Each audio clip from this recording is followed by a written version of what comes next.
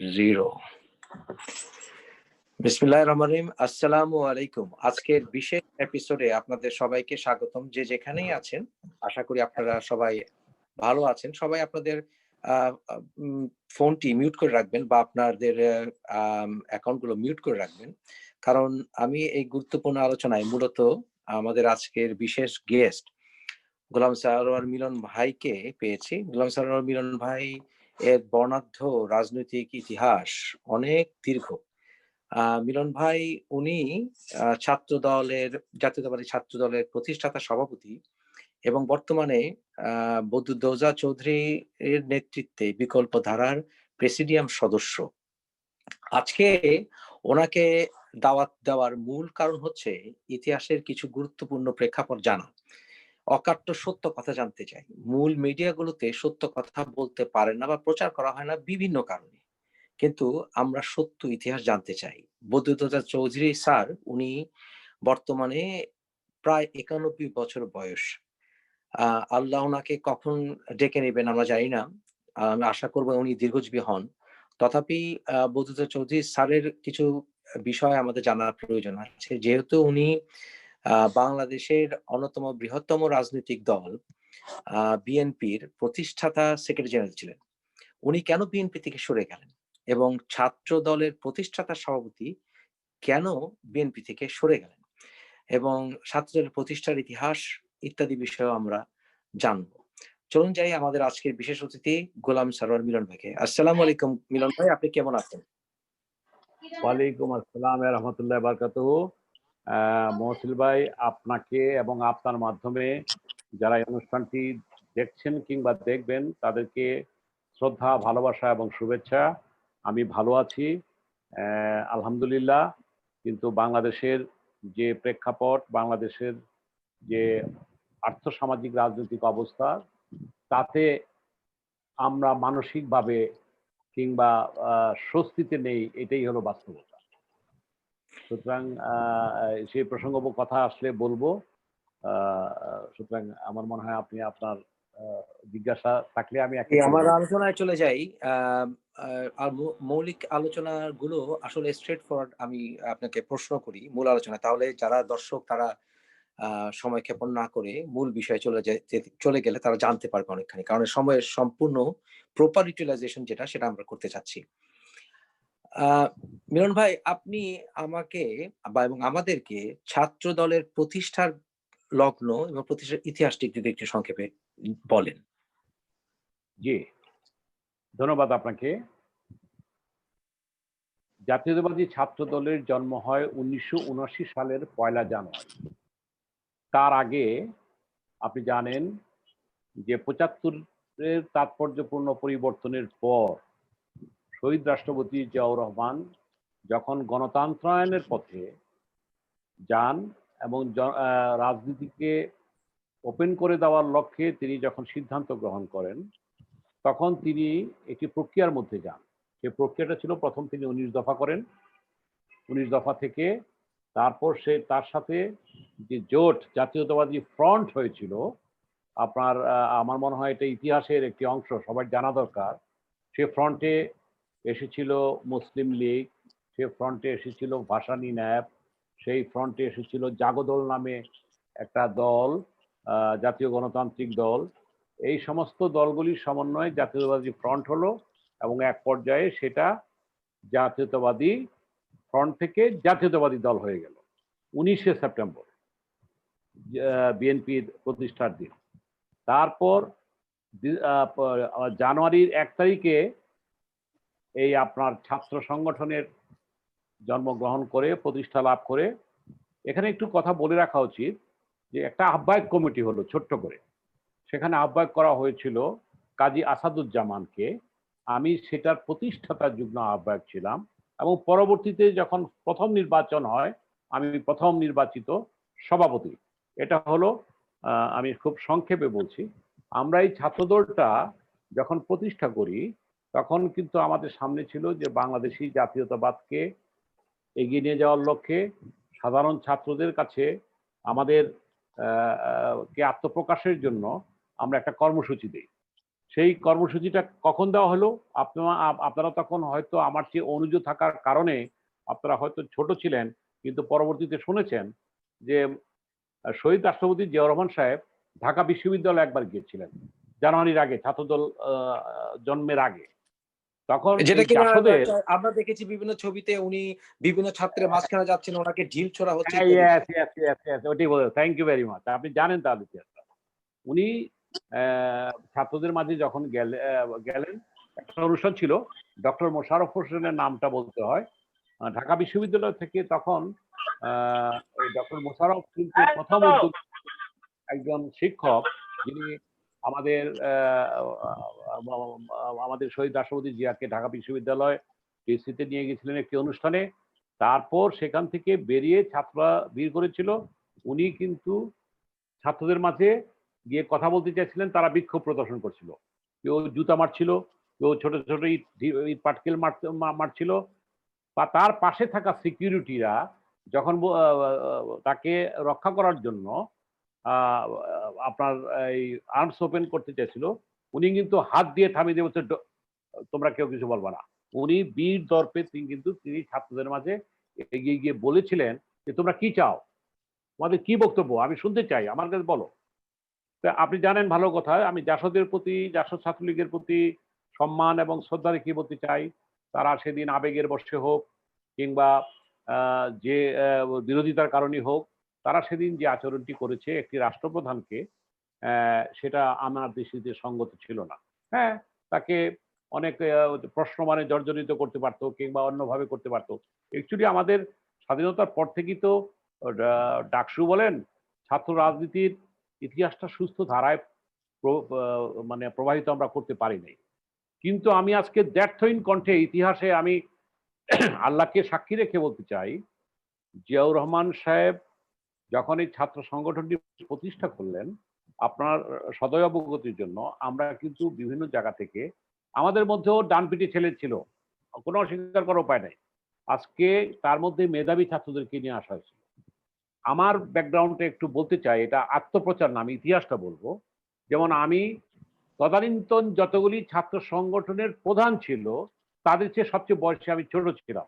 কারণ আমার কোনো ফেল ছিল না, কোনো ড্রপ ছিল না, কোনো গ্যাপ ছিল না। আমি all along first class except master degree ছাড়া। মাস্টার ডিগ্রিতে ছাত্র রাজনীতি করার আপনি কারণে তখন ঢাকা বিশ্ববিদ্যালয়ের ছাত্র? ছাত্র, হ্যাঁ, আমি ঢাকা বিশ্ববিদ্যালয়ের ছাত্র। কোন আমি ডিপার্টমেন্টে ছিলেন মিলন ভাই আপনি তখন? আমি আমি সয়েল সায়েন্স, আমি মৃত্তিকা বিজ্ঞান বিভাগে আমি ছিলাম। যেহেতু আমি মৃত্তিকা বিজ্ঞান বিভাগে কৃষির উপর আমার একটা আগ্রহ ছিল, কিন্তু আমার আগ্রহ ছিল মূলত, আমার ডিজায়ারটা ছিল যে আমি নেতৃত্ব দিব। আল্লাহ, I I am really blessed by God. আল্লাহ আমাকে যথেষ্ট দিয়েছে, মা বাবার দোয়া ছিল। আমি যে কোনো কারণই হোক, এবং রাষ্ট্রপতি বা আমাদের শহীদ রাষ্ট্রপতি জিয়ার আনুকূল্য হোক, বর্তমান বি চৌধুরী সাহেবের আনুকূল্য হোক, আমাকে এই, আচ্ছা ইতিহাসটা বলি তাহলে। আমাকে বেছে নেওয়া হয়েছিল কারণ আমার ব্যাকগ্রাউন্ডটা বলি, আমি কিন্তু ভাসানী ন্যাপে পড়তাম। তাইলে কি হলো, ফ্রন্টে কারা কারা ছিল, আবার আপনাকে প্রশ্ন করি। ফ্রন্টে ছিল ভাসানী ন্যাপ, ফ্রন্টে ছিল মুসলিম লীগ, ফ্রন্টে ছিল 19 দফা কর্মসূচি বাস্তবায়ন কমিটি, জাগদল, এই সহ আরো ছোট ছোট গ্রুপ মিলে এই ফ্রন্টটা হয়েছিল, এবং ফ্রন্টটা পরে দলে পরিণত হলো। যেহেতু আমি ভাসানী ন্যাপ করতাম, ভাসানী ন্যাপ থেকে আমি আসছিলাম মুসলিম লীগ থেকে, জাগো ছাত্র দল থেকে নেওয়া হয়েছিল একজনকে, এইভাবে বিভিন্ন দল থেকে নিয়ে একটা স্ট্রাকচার, ছোট্ট একটা স্ট্রাকচার দাঁড় করানো হয়েছিল কাজী আসাদুজ্জামানের নেতৃত্বে, এবং আমি সেটার প্রতিষ্ঠাতা জয়েন্ট কনভেনার ছিলাম। এবং সেটা মাত্র 6 মাসের কি 7 মাস হবে মাসের মাথায়, আপনাকে আজকে বলি যে সেই 30শে মে কিন্তু ছাত্র দলের কনফারেন্স হওয়ার কথা ছিল, যেদিন রাষ্ট্রপতি চিটাগাঙে আমাদের শহীদ জিয়া, যিনি তার আত্মাহুতি দিতে হয়েছিল, তিনি যেদিন শহীদ হয়েছেন, সেদিন কিন্তু ছাত্র দলের প্রতিষ্ঠা, ছাত্র দলের কনফারেন্স ছিল। আমি তখন কনভেনার, তখন কিন্তু যে কনভেনার ছিল কাজী আসাদ, সে কিন্তু ছিল না। আমি কনভেনার হয়ে যাকে পেয়েছি আজকে গর্বের সাথে বলতে হয়, তখন ঢাকা কলেজে পড়তো। যারা আমি চলে আসার পর আমি শ্রদ্ধার সাথে, তারা যদিও আমার ছোট ভাই, নিরু বাবলুর কথা বলতে হয় অভির কথা বলতে হয়, এরা পিলার ছিল, এরা এরা এরা এরা কিন্তু একেশ ভাই আপনার জগন্নাথ বিশ্ববিদ্যালয়ের আপনার সেই হালিম সগির হালিমের কথা বলতে হয়, দিলা মুখলিসের কথা বলতে হয়, সেই কবি নজরুল ইসলাম কলেজে যখন আমরা প্রতিষ্ঠাকালীন সময় বলতেছি, 90-এর পরে এরা ছিল না যদিও, আমি এদের নামগুলি বললাম না, এদের নামগুলি না বললে এই ছাত্রদল যে বিকশিত হয়েছিল এটা যথাযথ হবে না। তো যাই হোক, আমি যেটা বলতে চাচ্ছি যে ছাত্রদল যখন আমি এই যে কম বয়সের কথা বললাম এই কারণে, আমাকে ডেকে কিন্তু ডাকসু ইলেকশন রাখে মহামান্য রাষ্ট্রপতি, আমাদের নেতা শহীদ রাষ্ট্রপতি জিয়া কিন্তু বলে দিলেন যে মিলন, আমরা কিন্তু উদাহরণ তৈরি করব, তুমি পাস করবা কিংবা ফেল করবা। ওনার কাছে তো গোয়েন্দা রিপোর্ট অ্যাকচুয়ালি ছিল অ্যাডভান্স, উনি আমাকে হিন্ট দিয়ে দিলেন যে যেহেতু 73 সনে ডাকসুতে ব্যালট বাক্স ছিনতাই হয়েছে, ডাকসু ইলেকশন ঠিক মতো হয় নাই, উনি আমাকে বললেন যে ছাত্র শিক্ষক সুসম্পর্ক রাখতে হবে, ছাত্রদের আস্থা অর্জন করতে হবে, ছাত্ররা যাকে ভোট দেয়। তখন আমি বুঝলাম যে অ্যাকচুয়ালি মান্না ভাই তখন কিন্তু পপুলার ছিল। মুবাসির ভাই আপনাকে বলি, উনি জাসদ থেকে বাসদ হলো, ওইটা তো আবার জাসদের আরেক ইতিহাস বলতে গেলে সময় লাগবে। যাই হোক, উনি ভালো বক্তৃতা করতে পারেন। তো যাই হোক, আমি বললাম স্যার আপনি যেভাবে চাচ্ছেন কেউ কোনো গন্ডগোল করবে না, আমরা সুন্দর একটা ইলেকশন করে দেখাবো। এবং বিশ্বাস করেন যে 79 সনের শেষের দিকে এবং 80 সনে আমি দ্বিতীয়বার ইলেকশন করেছিলাম। প্রথমবার ইলেকশন করেছিল এনামুল করিম শহীদ, আমি দ্বিতীয়বার করেছিলাম মান্না ভাইয়ের সাথে ডাকসুতে। পরপর প্রতি বছরই তো ডাকসু ইলেকশন হয়। এই জিয়াউর রহমান সাহেব এই ছাত্রদলই কিন্তু ডাকসু নির্বাচনের ধারাবাহিকতা শুরু করলো। প্রথম নির্বাচনে আমরা একটা সিট পাই, আপনাকে স্মরণ করিয়ে দিতে চাই, সে ছিল এজিএস গোলাম মোস্তফা, যিনি আমেরিকা থাকেন এখন। আপনি এগুলির নামগুলি মনে রেখেন। এবং এটা হ্যাঁ, এজিএস ছিল একজন, একটা সিট পাইছিলাম। একটা প্রতিষ্ঠিত যার জন্ম 1 বছরও হয় নাই, সে একটা সিট পেয়ে গেল এজিএস। আর ভিভিতে করেছিল আমাদের এনামুল করিম শহীদ। তারপরের বছর আমি করেছিলাম কে ক্যান্ডিডেট, ছাত্রলীগ থেকে ক্যান্ডিডেট ছিলেন আজকের মন্ত্রী আমাদের ওবায়দুল কাদের সাহেব, মাহমুদুর রহমান মান্না আর মুনির হাসিব। মনে আছে জাসদের মুনির হাসিবের কথা? তখন জি, আমরা ছোট, এরা হ্যাঁ, এই সময়ে কিন্তু আমি গর্বিত মনে করি, এরা সবাই আমার চেয়ে বয়সে বড়, কিন্তু আমি একটা ছাত্র সংগঠনের প্রধান, তাও সেটা একটা মানে আমি বলবো সরকার সমর্থিত একটা বৃহৎ ছাত্র সংগঠনে রূপান্তর হয়েছে। আপনি বিশ্বাস করবেন, তখন ওবায়দুল কাদের সাহেবকেও দেখেছি এবং মান্না সাহেবকেও দেখেছি, আমরা কেউ মানে কন্ট্রাক্টরকে চাঁদাবাজি কি এটা তো বুঝতামই না। আমরা সবাই রিক্সায় আসতাম, মধুর ক্যান্টিনে বসতাম, এবং আমাদের মধ্যে যে সৌহার্দ্য ছিল, মারামারি হয়েছে কিন্তু ওই কর্মীদের মধ্যে হলে হলে কিন্তু মারামারি হতো, এটা সত্যি কথা। আবার আমরা বসে মিটাই দিতাম। এবং আমাকে কিন্তু এই মান্না ভাই, এই ওবায়দুল কাদের, মুনির হাসিবের সাথে আমার পার্সোনাল লেভেলে আমি একটা সম্পর্ক করে নিয়েছিলাম। এই উদাহরণটা টানার উদ্দেশ্য হলো এই যে ভ্যালুসটা ছিল, এই ভ্যালুসটা কিন্তু 90-এর পরে, বিশেষ করে এখন তো নাই, 90-এর পরে যা ছিল এখন তো যারা ক্ষমতা থাকবে তারা ছাড়া মিলন ভাই ডাকসুতে আমরা বিভিন্ন কারণে বিভিন্ন দলের নেতারা ওখানে আপনার মধুর ক্যান্টিনে এসে আমরা অনেক সমস্যার সমাধান করেছি। এখন সেই ট্রেডিশন তো নাই, এখন তো চরদখল। এখন যাই হোক, এই কালচার থেকে বেরিয়ে আসতে হবে।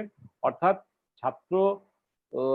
জাতীয়তাবাদী ছাত্রদল বাংলাদেশের রাজনীতির ইতিহাসের নির্মোহ অবস্থান থেকে যদি ভবিষ্যতে কেউ বিশ্লেষণ করেন, তাহলে এটা অস্বীকার করার উপায় নাই যে জিয়াউর রহমানের ভাবমূর্তি, তার ক্যারিশমা এবং ছাত্র নেতৃবৃন্দের আমাদের সামষ্টিক অ্যাপ্রোচ, হ্যাঁ, সেখানে আমাদের পক্ষ থেকে ছেলেরা অনেক সময় বিভিন্নভাবে তাদের নিজের অস্তিত্বকে টিকে রাখার জন্য তাদেরকে বিভিন্ন অবস্থা গ্রহণ করতে হয়েছে। এটা ইতিহাসে এটা থাকবে, কিন্তু ছাত্রদল কিন্তু কোনো হত্যার রাজনীতি করে নাই, এটা হলো ইতিহাস। একটা হয়েছিল কৃষি কলেজে, খালেদ নামে আমাদের একটা কর্মী মারা গিয়েছিল। আপনি বলতে চাচ্ছেন আপনাদের সময়ের কথা? আমাদের সময় কথা, এটা আমি আমাদের সময় আগে আপনাদের জেনারেশন আর কি। ঠিক আছে। আমাদের জেনারেশনের কথাই বলছি আমি। জি, তার জি। পরবর্তীতেও তো আপনি সেটা জানেনই। আমি প্রতিষ্ঠাকালীন সময়ের কথাই বলছি। ঠিক তো আছে। হ্যাঁ। সেই ধারাবাহিকতায় আমি লাস্ট পয়েন্ট যেটা বলতে চাই এই প্রসঙ্গে যে আ আ আ ১৯০০ ৩০শে মে ১৯৮০ ৮১ সালের ৩০শে মেতে জাতীয়তাবাদী ছাত্র দলের কনফারেন্সের ডাক দেওয়া হলো এবং শহীদ রাষ্ট্রপতি জিয়া রহমান সেই কনফারেন্সে উদ্বোধন করবেন। দেখা গেল যে আমরা সবাই সেই কনফারেন্সে আমরা তৈরি হচ্ছি। সকালবেলা যখন আমরা গিয়ে আমরা পৌঁছলাম, বিভিন্ন জেলা থেকে মানে শত শত ছাত্র, মানে আমার মনে হয় কেউ বিশ্বাস করবে যায় না। আপনি রমনা পার্কের অপোজিটে যে গণভবনটা সেখানে হওয়ার কথা, অ্যাবাউট 10,000 স্টুডেন্ট। সম্মেলনে তো এমনি ফিক্সড করা থাকে যে যারা ডেলিগেট তারা থাকবে। 10,000 ছাত্রের সমাগম। কিন্তু ওরা সকাল 7টার মধ্যে চলে আসছে, কেউ বাসে আসছে, কেউ আগের দিন আসছে, কেউ আসছে। 7টার মধ্যে মেসেজ যখন চলে আসলো, আমাদের নেতা নেই। উনি জেনারেল মঞ্জু কর্তৃক কিংবা তার কতিপয় অফিসার আমার কর্তৃক। দিনটা খুব স্পষ্ট মনে আছে আমার মিলন ভাই। কারণ হচ্ছে হ্যাঁ, সংক্ষেপে একটু হ্যাঁ। বলি। কারণ ওই সময় আমি জি, শাহীন জি। স্কুলে পড়ি এবং আমার সঙ্গে আমারই ক্লাসমেট তারেক রহমান, আমরা একই একই ক্লাসে তখন আমরা হ্যাঁ, পড়ি। আপনারা বাকিরা মিউট রাখবেন। হ্যাঁ, একই ক্লাসে পড়ি এবং সেই দিনের সেই ঘটনা এবং সেই দুঃখজনক আ আ ঘটনাটি আমার এখনো মনে আছে মিলন ভাই।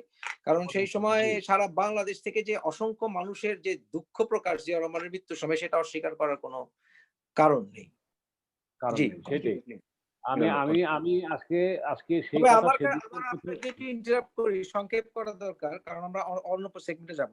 তো জি, আমার যে মূল প্রশ্নটি আপনার কাছে, কি সেই নীতি এবং কি সেই জিয়া রহমানের পার্সোনালিটি যেই কারণে আপনারা অন্যান্য দল থেকে আপনি যেমন ভাসানী করতেন কিন্তু অন্যান্য যারা বিভিন্ন দল থেকে ছুটে এসে এই ছাত্র দলে যুক্ত হলো, ১ম এ যেটা কিনা ফ্রন্ট হলো। নতুন বাংলা ছাত্র সমাজের ক্ষেত্রে আমরা দেখিনি। যদিও এরশাদ সেটাকে বৃহৎ একটা ছাত্র সংগঠন হিসেবে দাবি করেছিল এবং আ উম দ্বিধা নেই বলতে। আমার দ্বিধা নেই। আজকে এত বছর পর জি, আমার জি, বলতে জি, দ্বিধা জি, নেই। জি, জি, জি। ৯০ সেই অভ্যুত্থানের সময় নতুন বাংলা ছাত্র সমাজ প্লাস অভি ভাই ওনারা যখন নিরু ভাই ওনারা যখন আপনার ওই টিএসসির ওপাশ দিয়ে গোলাগুলি করছিল। আর এদিকে যখন নাদিম, আলী আক্কার সাথে আমার বন্ধু ছাত্র সেক্রেটারি এবং শামীম যখন বাকিটা আপনি জানেন। সেই সম্মুখ জি, যুদ্ধ জি, যদি জি। আমরা না করতাম তখন কিন্তু আজকে আজকে আমরা এই ৯০ পরের এটা পরের হইতো না। প্রেক্ষাপট পেতাম না। পেতাম না। এ সত্য কথা। কিন্তু এটা এটা আমার প্রশ্নটা হচ্ছে আপনার কাছে যে কি সেই জিয়া রহমানের পার্সেন্ট জিয়া রহমান কি চেয়েছিলেন? মানে জাতীয়তাবাদের ইমেজটা বা প্রিন্সিপালটা স্পেসিফিক্যালি উনি কি চেয়েছিলেন? কারণ আপনার সঙ্গে জিয়া রহমানের বহুবার দেখা হয়েছে।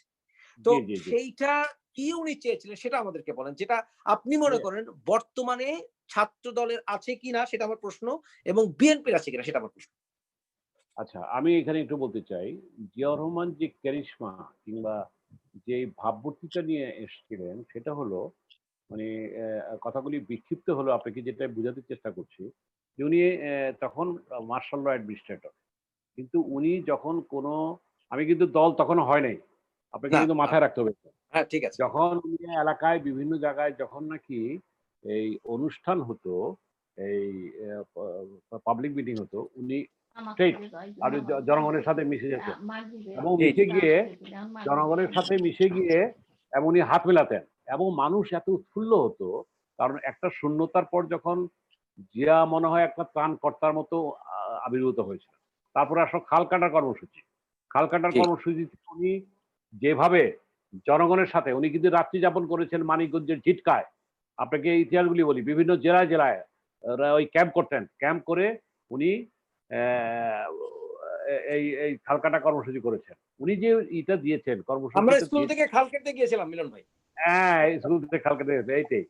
হ্যাঁ। এবং এবং উনি যে করতেন আপনাকে একটু এটা শামসুল হুদা চৌধুরী ওনার স্পিকার ছিল। জি, উনি স্পিকার উনি শামসুল হক। আমার হ্যাঁ, গ্র্যান্ডফাদার উনি খুব ক্লোজ ফ্রেন্ড ছিলেন উনি। হ্যাঁ, হ্যাঁ, উনি কিন্তু একদিন বলতো যে আমরা যখন ক্যাবিনেট মিটিং এ যাইতাম, উনি মন্ত্রীও ছিলেন। জি। ক্যাবিনেট মিটিং এ যেতাম ওয়াইফকে বলতাম যে, "এই বাসায় কিন্তু খাওয়া রান্না রেখে।" ও বলতেছে, "তুমি ক্যাবিনেট মিটিং এ যেতেছো, মহামান্য রাষ্ট্রপতির সাথে তুমি ডিনার করবা। বললো যে ভাই ওখানকার খাওয়ায় আমার পেট পুষবে না, আমার এসে খেতে হবে।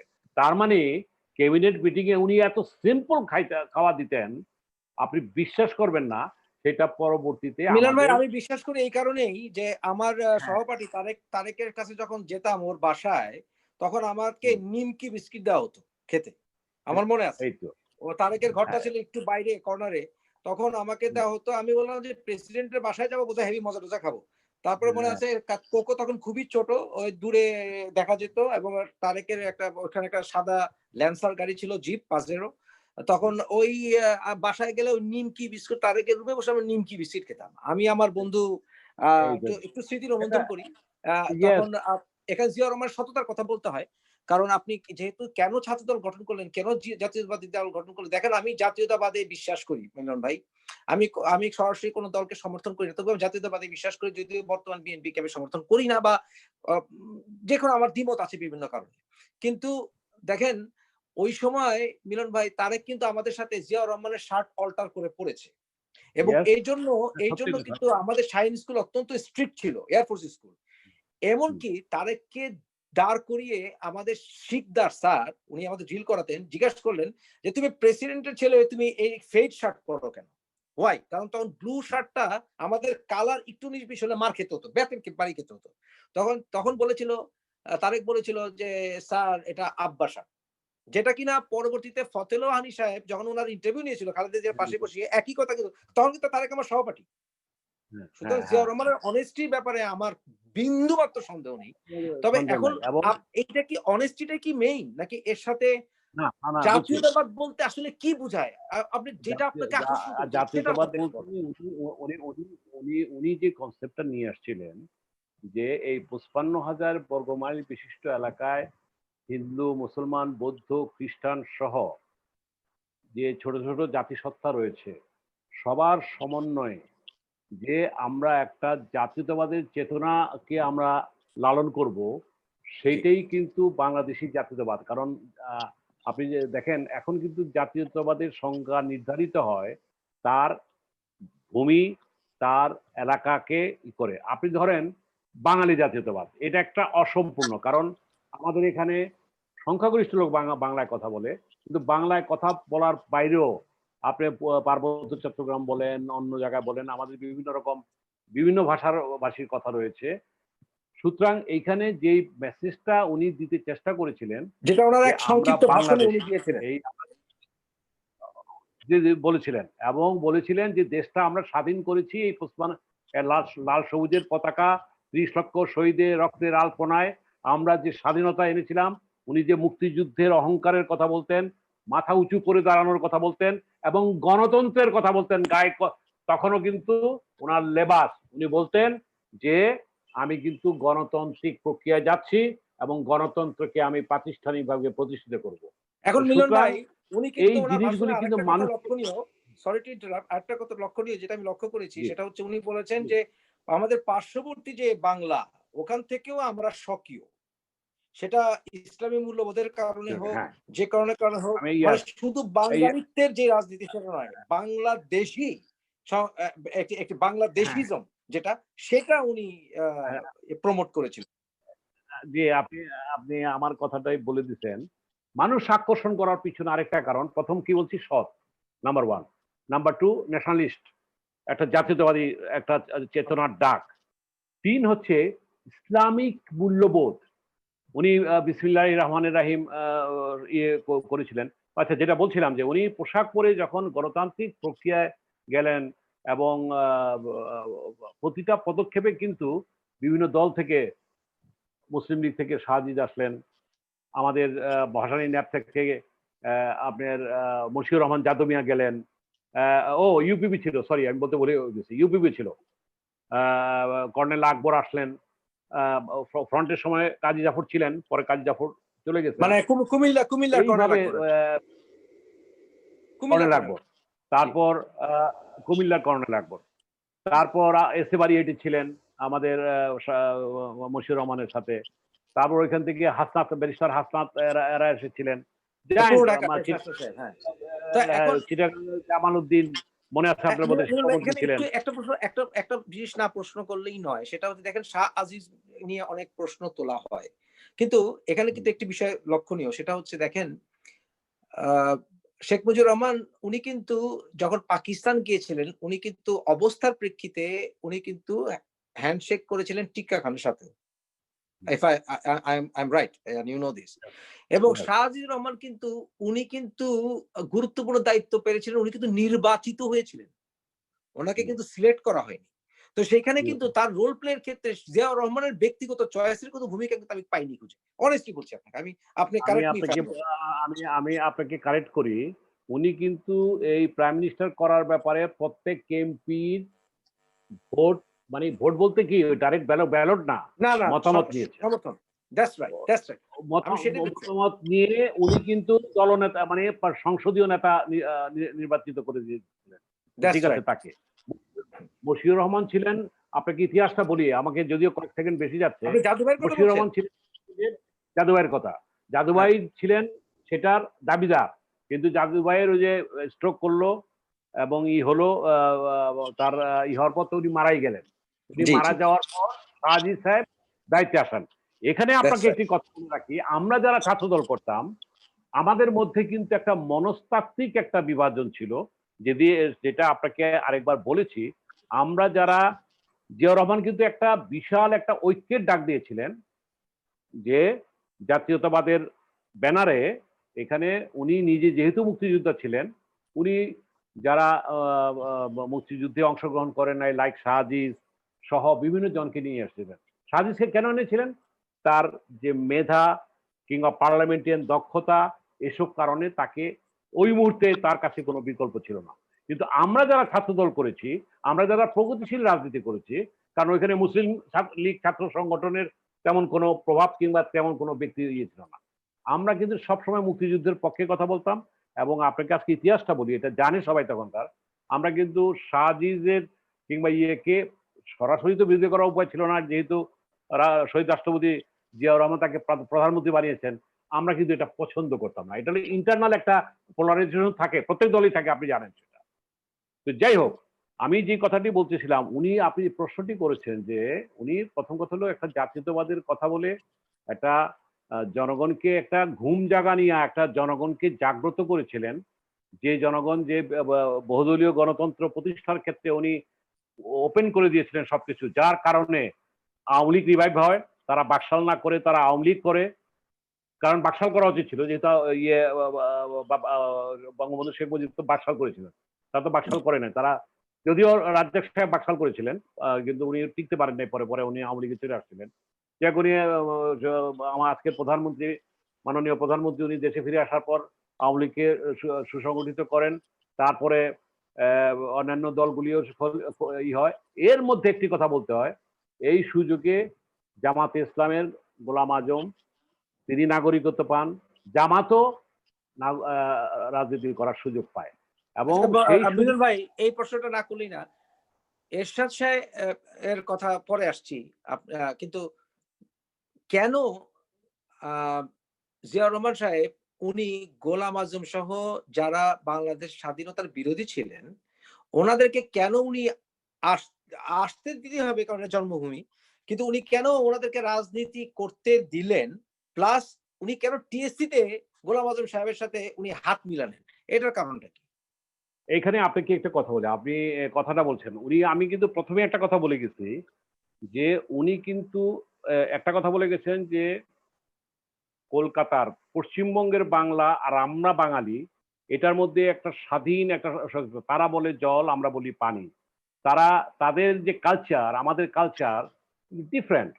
সেই কারণে তিনি বাংলাদেশী জাতীয়তাবাদের কথাটাকে উনি প্রাধান্য আছেন, যেটা জনগণ লুফে নিয়েছিল। যেটা আগে মনে করা হতো যে আমরা বোধহয় সেই ভারত আমাদের বন্ধু, অস্বীকার করার উপায় নেই। এখন আমি যেটা বলবো এটা তো একটা ইতিহাসের অংশ, কিন্তু এখন তারা বন্ধু না হিন্দুত্ববাদের নামে তারা আমাদেরকে দাসত্ববাদ করতে চায়, সেটা নিয়ে আলোচনা, অন্য প্রসঙ্গ, আমি সেটা পরে বলবো। তো আমি যে কথাটি বলতেছিলাম যে ওই যে আপনি জানি কি প্রশ্নটা করছিলেন, আমি বললাম যে কেন উনি গোলাম আজম সাহেবকে উনি বা আচ্ছা, জামাতের নেতাদেরকে উনি উনি যেটা উনি উনি যেটা রাজনীতি চেয়েছিলেন যে শত ফুল ফুটতে দাও, সব রাজনৈতিক দল। কারণ এই জায়গাটায় আমি বলবো এখানে এখানে কিন্তু কেউ যদি এখানে আওয়ামী লীগের কোনো বন্ধু থেকে থাকেন, উনি হয়তো প্রশ্ন করবেন উনি রাজাকারদের প্রোভাইড করছেন, উনি গোলাম আজমকে দেশে এনেছেন। অ্যাকচুয়ালি উনি একজন মেজর, একজন অখ্যাত মেজর, যিনি স্বাধীনতার ঘোষণা দিয়েছিলেন। তারপর তাকে Well, আল্লাহর এই কথা ইচ্ছায় বললে মিলন ভাই, সরি, এই কথা বললে ছাত্রলীগ পালাতে পারবে না, কারণ হ্যাঁ, ট্যাঙ্কের উপরে নাচা ইনুকে তারা পুনর্বাসিত করেছে, তারা করছে, ডুগডুগি বাজানো মতিয়া চৌধুরীকে তারা পুনর্বাসিত করেছে। উপরে করছে না, সেটাই বলতেছে, ইউ আর কারেক্ট। এবং আজকে যারা বঙ্গবন্ধু শেখ মুজিবের আমি বলবো ডুগডুগি বাজাচ্ছে, কিংবা জাসদের হাজার হাজার কর্মী নিহত হয়েছে, কিংবা তারা আওয়ামী লীগের ছাত্রলীগের কর্মীদেরকে মেরেছে, মিলন ভাই, তারা আজকে আরেকটা একসাথে প্রশ্ন রাখতে পারি না? আমি রাজনীতিতে অনেকগুলি প্রশ্ন, দেখেন আমার লোভ সামলাতে পারছি না, অনেকগুলি প্রশ্ন। দেখেন, কর্নেল তাহের এর রাজনীতি করে আওয়ামী লীগ, কিন্তু কর্নেল তাহেরের সাথে শেখ মুজিবুর রহমানের তো কোনো ভালোবাসার সম্পর্ক ছিল না। বিশেষ কোনোদিন না, করে ৭২-এর পরে তো মানে কোনো কর্নেল অবস্থাতে না। তাহের তো একেবারে ওই যে দক্ষিণাঞ্চলে তো একেবারে ত্রাসের রাজত্ব কায়েম করেছিল, এবং ইয়েস, তখন জিয়াউর রহমানের বিরুদ্ধে তো কর্নেল তাহের ছিল না। জি, বা পরবর্তীতে যে ফাঁসিটা হওয়া, সেটা তো রাষ্ট্রদ্রোহিতার কারণে এবং বিভিন্ন কারণে আইন নিজের হ্যাঁ, গতিতে হ্যাঁ, চলেছে। কিন্তু এটা তো সত্য যে কর্নেল তাহের বহু খুনের সাথে জড়িত ছিল। এটা তো অস্বীকার করার হ্যাঁ। কোনো উপায় নাই। তাহলে না, আজকে সিপাহী জনতা বিপ্লবের নামে তো অনেক মেজর, অনেক অফিসার মারা হয়েছে। হ্যাঁ, আওয়ামী লীগ যে এখন মায়া কান্না করে এমন একটা ভাব যে তাহের তাদের লোক, এটা তো একেবারে মিথ্যা কথা, ডাহা মিথ্যা কথা।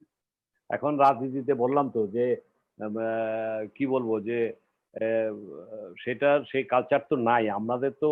মিলন ভাই, আচ্ছা, আমরা যে একটু ফাস্ট ফরওয়ার্ড করতে হবে। আচ্ছা, আমরা আবার আমি শেষ এখানে করি। চলে আসবো। আহ, একটু ফাস্ট আহ, ফরওয়ার্ড করুন। সেটা আমি হচ্ছে একটা কথা শেষ করে নেই। বিশ্বাস করেন, আমি জিয়াউর রহমান সাহেবের সাথে কয়েকটা মিটিং এ বঙ্গভবনে উপস্থিত থাকার সুযোগ হয়েছিল।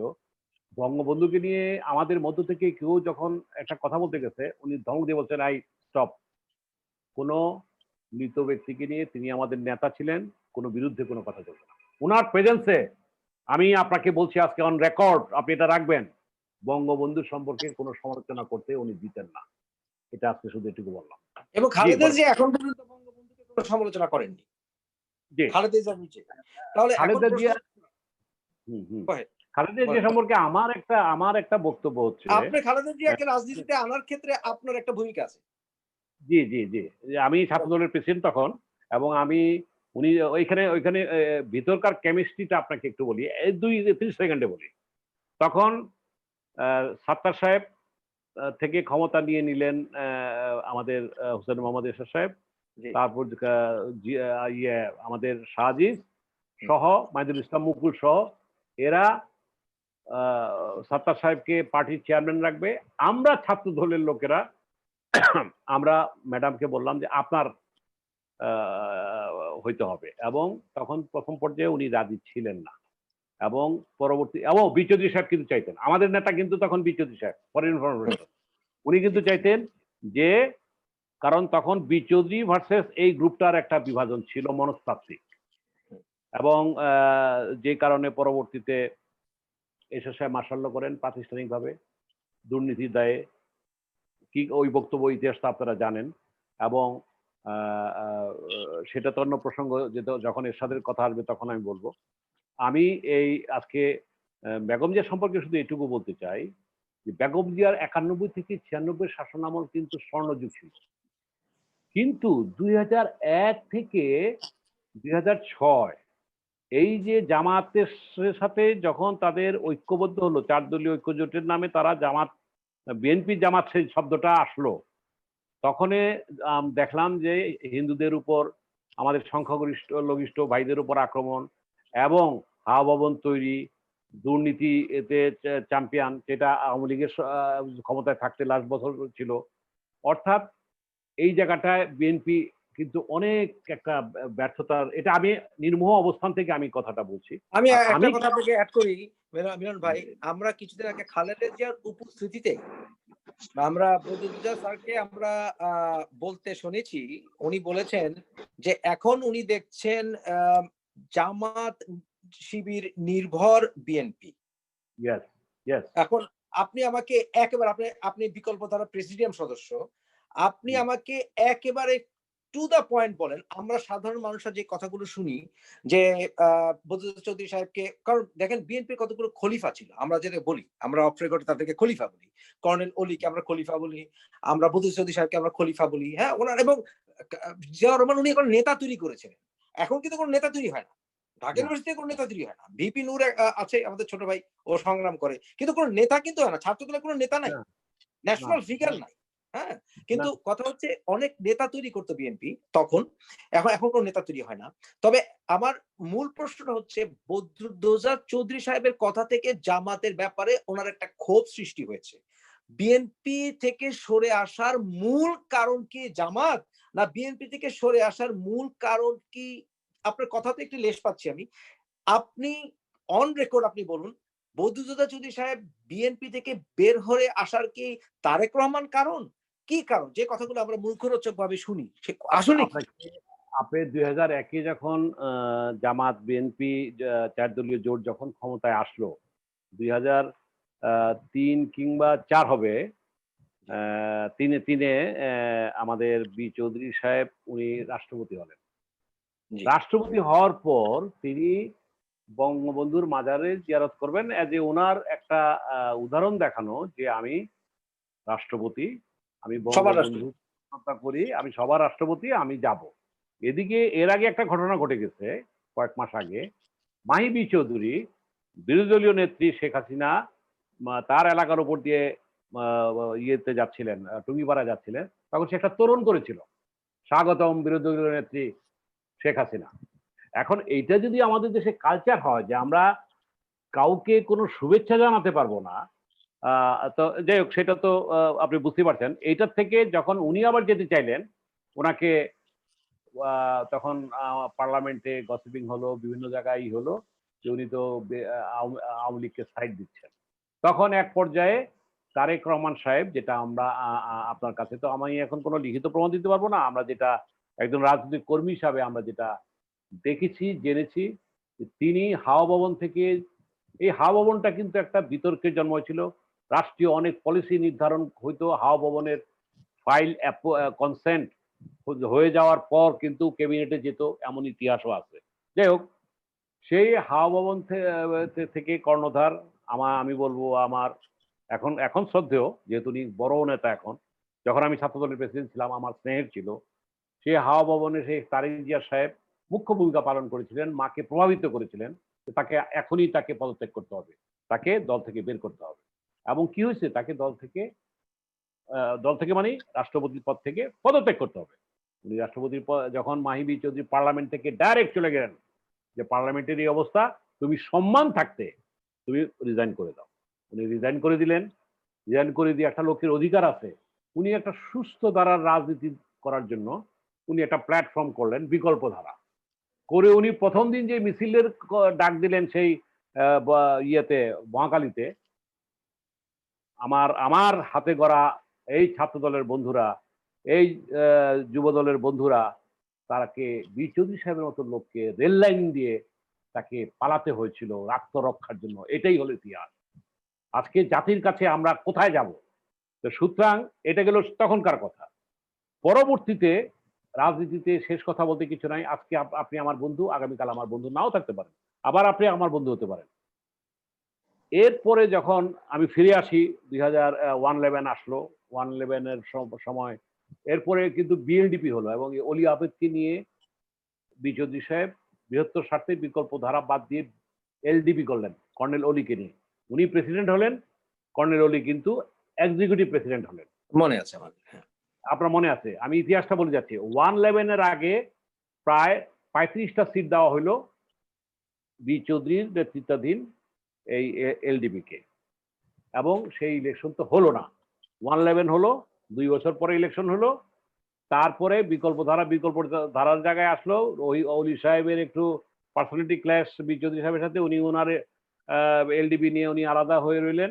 আমি যে মেসেজটা দিতে যাচ্ছি যে 111 এর পরে যদি তারেক জিয়া কিংবা মাননীয় আমাদের প্রধানমন্ত্রী ছিলেন নেত্রী খালেদা জিয়া, যদি সেদিন তিনি যদি তার ইগো, আমি বলবো যে উনি সেনাবাহিনীকে মেসেজ দিলেন আমি তোমাদের বিচার করবো।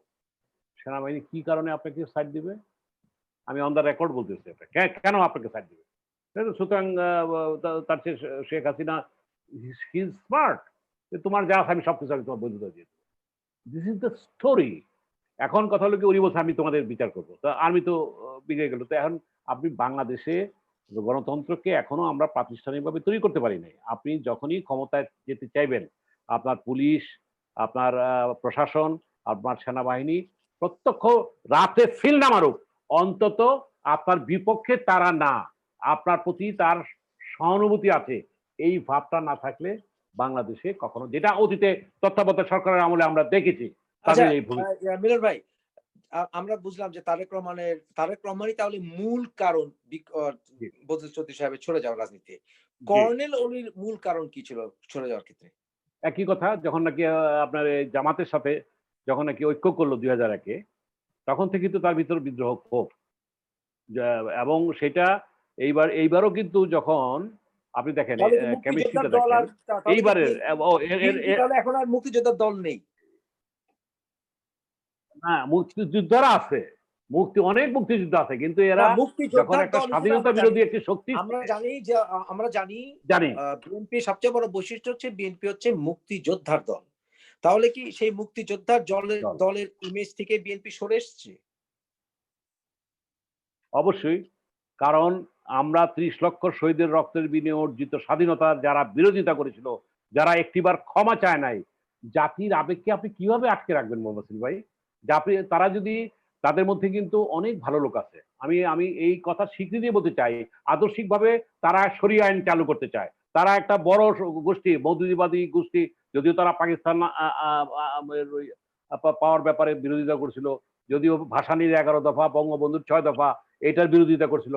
আমি সেই ইতিহাস বাদই দিলাম।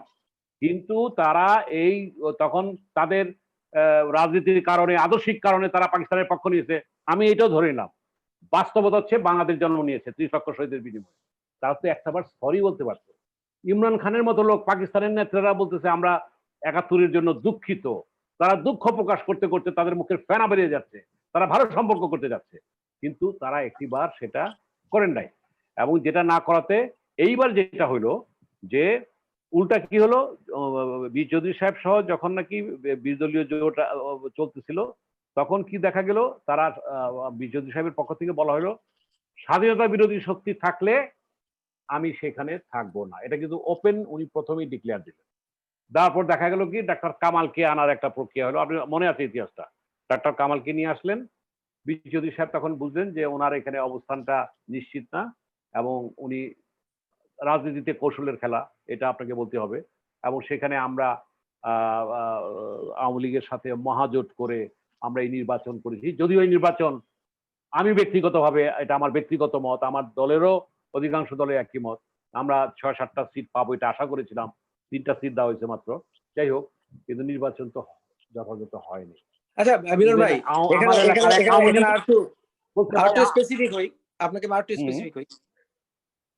আমরা যা শুনি আরো যে তারেক রহমানের জামাতের ব্যাপারে তার হয়তোবা আ পরোক্ষ অবজেকশন আছে। এবং তার একটি ভাষণে এরকম ইঙ্গিত পাওয়া গিয়েছিল। পরবর্তীতে যদিও সেটাকে সে শুধরানোর চেষ্টা করেছে। কিন্তু আমার কথা হচ্ছে, খালেদা জিয়া কেন জামাতকে ছাড়বেন না? এটার কারণটা কি? খালেদা জিয়া এটা কিন্তু কারণটা জামাতকে হলো, ছাড় আমি বলি এইখানে কারণটা হলো যে খালেদা জিয়া যদি জামাতকে না মনে করেছেন যে এইটাই হলো তার একমাত্র শক্তি, তাদের ক্যাডার ভিত্তিক সংগঠন আছে, তার বিএনপির আছে জনপ্রিয়তা, বিএনপির আছে সাধারণ জনগণের সমর্থন, তার সাথে যদি আওয়ামী লীগকে ফেস করার মতো উনি মনে করছেন যে আমার এই এই এই জামাতের শক্তিটা দরকার, তাদের 10% ভোট আছে কেন কিন্তু কেন কেন তাদের দরকার? কেন মিলন ভাই, অন্য আমরা যারা ৮৬ তে ঢাকা বিশ্ববিদ্যালয়ে পড়েছি, ৮৬ থেকে ৯২ পর্যন্ত একেবারে আমি আপনাকে নিউট্রালি বলছি। আমরা কিন্তু ছাত্রলীগের তৎকালীন প্রেসিডেন্ট ঢাকা বিশ্ববিদ্যালয়ের আ বাহাদুর ব্যাপারী আমার খুব ঘনিষ্ঠ বন্ধু। কিন্তু আমরা কিন্তু ছাত্রলীগকে পাত্তাও দিতাম না। একেবারে অনেস্টলি বলছি আপনাকে। হ্যাঁ, হুম। আমি নিউট্রাল মানুষ ছিলাম, তথাপি কিন্তু ছাত্রলীগকে কিন্তু পাত্তাও দিতাম না। বিশেষ করে ঢাকা বিশ্ববিদ্যালয়ের অ্যানেক্স ভবনে আপনি জানেন, আপনি আমার অনেক সিনিয়র, জাসদ বাসদ ওরা যখন ওই যে মুরাদ ভাইরা ওখানে আসতো টাসতো, এরপরে হ্যাঁ, কিন্তু যখন ছাত্র দলের ছেলেদেরা আমাদের বন্ধুরা আসা শুরু করলো, এরা কিন্তু পাত্তাও পেত না। আবার কোথায় ছাত্রলীগ, কোথায় কি। আজকের আসিফ ভাই, উনি তখন বামপন্থী রাজনীতি করতেন। আসিফ নজরুল আমার ডিপার্টমেন্ট ৩ বছরের সিনিয়র। আজকে উনি অনেকটা জাতীয়তাবাদের সুরে কথা বলেন। কিন্তু তখন কিন্তু ওনারা কেউ, আমরা ওনাদের কাউকে ওনারা পাত্তা দিতাম না। কেমন অনেস্টলি বললাম আপনাকে। On record as well. কিন্তু আজকে তাহলে কেন বিএনপিকে বা ছাত্রদলকে বা খালেদা জিয়াকে এটা ভাবতে হবে যে ছাত্র শিবিরের বা জামাতের আ পেশি শক্তি বলেন আর যে শক্তি বলেন, সাংগঠনিক শক্তি ছাড়া এগুলো যাবে না। এটা কেন? এটা ওই যে বললাম যে সাংগঠনিকভাবে মনে করছে যে জামাত একটা হয়তো আওয়ামী লীগকে ফল ডাউন করার ব্যাপারে তারা ভূমিকা রাখতে পারবে। এখানে আপনাকে বলি ২০১৩ সনের নির্বাচনে জামাতের কথায় বিএনপি নির্বাচনে না গিয়ে যে ভুল করেছে, আপনি সেটা সাক্ষী। ছাত্র দলের অনেক সাহসী কর্মী আছে যারা বলে যে ইয়েস, সেদিনকার সিদ্ধান্ত ভুল ছিল। এবং আপনাকে দ্ব্যর্থহীন কণ্ঠে বলতে চাই একজন সচেতন নাগরিক হিসাবে, হ্যাঁ, যে সেটা হলো যে ২০১৩ নির্বাচনে বিএনপি যদি অংশগ্রহণ করতো, ঢাকা শহরে হয়তো কোনো সিট পাইতো না। বিশ্বাস করেন মুফাসিল ভাই, আমি তো দেশে থাকি, আপনি তো অনেকদিন ধরে বিদেশে আছেন, যদিও সব খবরই পান, আপনি টাটকা খবর পান। ১০০-র নিচে সিট পাইতো না। আর তার আমি মিনিমামটা ধরলাম, ১০০ সিট যদি পাইতো, আজকে বিএনপি কোথায় থাকে? আর আজকে কোথায় বিএনপি আছে? আজকে দেখেন বিএনপিকে করুণার উপর খালেদা জিয়ার মুক্তির ব্যাপারটা জড়িত। ১০০ সিট নিয়ে যদি তারা সেইভাবে যদি চলমান থাকতো, আজকে যে কটা সিট আসছে, এই এই নির্বাচনে যেটা হয়েছে, মধ্যরাতে নির্বাচন বলেন কিংবা যেই পাতানো নির্বাচন বলেন, এইটা হইতে পারতো না। এটা হলো নির্মোহ অবস্থান থেকে আপনাকে খুব স্পষ্ট করে বলতে চাই, এই জায়গাটায় রাজনীতিতে একটা নেতা যদি রাজনীতিতে ভুল করে, এখন উনি আপোষহীন। উনি কেন কেন কেন আপোষহীন। উনি উনি মওদুদ আহমেদ ওনার লেখায় বলেছিলেন যে এটা খালেদা জিয়ার ওনার ছেলেদের কারণে উনি এই কাজটা করেছেন। এটি কি কারণ? নাকি অন্য পক্ষ যারা বলে যে জামাত তাকে করতে দেয়নি? কোনটা রাইট?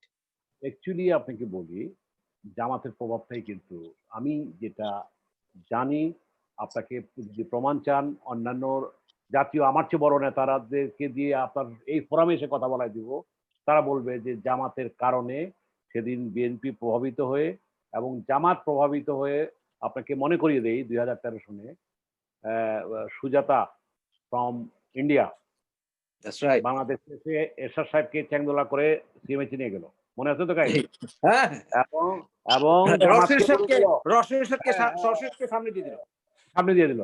এবং জামাতকে বলে গেল যে তোমাকে তোমাদের অবস্থা দেখবো, ওই তোমাদের যুদ্ধবরত টবরত এগুলি দেখবো।